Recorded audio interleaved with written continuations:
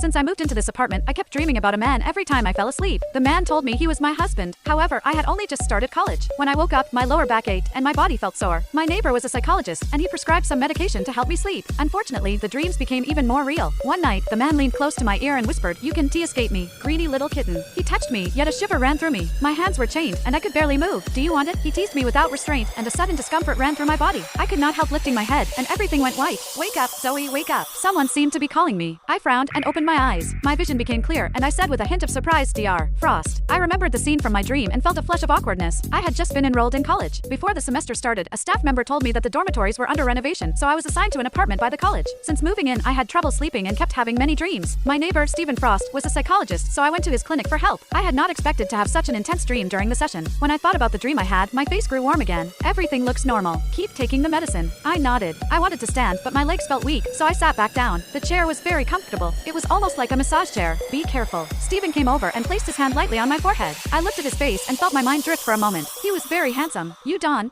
have a fever. Why is your face so red?" Before I could answer, he added, "Did you feel weak after your nap?" His eyes crinkled into a smile and his voice held a teasing note. I quickly looked down and pretended to check the time. My cheeks flushed and I said, "See you next time. I still have class." With that, I hurried away. Behind me, I heard a soft chuckle. I ran all the way to class. Luckily, I was not late. After school, my classmates talked about a party that would take place over the weekend. Everyone was supposed to bring a date. At first, I planned to say no, but one of the boys said that everyone was going and it would be a good chance to meet new people since the semester had just started. I quickly swallowed my refusal. I forced a smile and said yes. I usually spent my time alone and did not have many friends. I decided to reach out to someone online and ask them to come with me. I would see how things went tomorrow. Night came, and I felt sleepy right after taking my medicine. I muttered, "This medicine really works." Then I heard a man laugh in a low voice. I started to feel restless and thirsty. He gently lifted my chin and said, "Zoe, open your mouth." I did not know why, but something about him made me feel uneasy, and I obeyed on instinct. His grip tightened, and his other hand started teasing me. At last, I could not hold back and followed his instructions. A wave of discomfort came over me, and tears welled up in my eyes. He said in a teasing tone, "You re so weak." The next morning, I woke up feeling like I might be coming down with a cold. My throat felt sore. I turned to check the time. I was going to be late. I sat up quickly, but my body ached. When I got out of bed, my legs felt weak and shaky. I felt a little worried. I gritted my teeth and walked to the bathroom to look myself over. Everything seemed normal. I quickly got ready. As I waited for the elevator, I ran into Stephen. "Zoe, are you in a hurry?" Stephen was always polite. He always wore a gentle smile. He spoke in a calm, soft voice. His presence immediately put me at ease, and I no longer felt so flustered. "I am meeting a classmate. Are you going out too?" We stepped into the elevator together. Stephen replied briefly in a calm voice, "It's my day off. I am going to Sugar Frost to relax." I was surprised. Me too. Just like that, Stephen ended up giving me a ride. As he turned to fasten my seatbelt, I instinctively raised my hand to cover my face. I did not know why, but I felt a sudden flicker of fear toward him. Stephen paused for a moment, then let out a soft laugh. "Are you afraid of me?" I swallowed and shook my head. I wanted to explain, but I did not know how. I lowered my head and turned slightly to the side. When I closed my eyes, a strong sense of familiarity washed over me.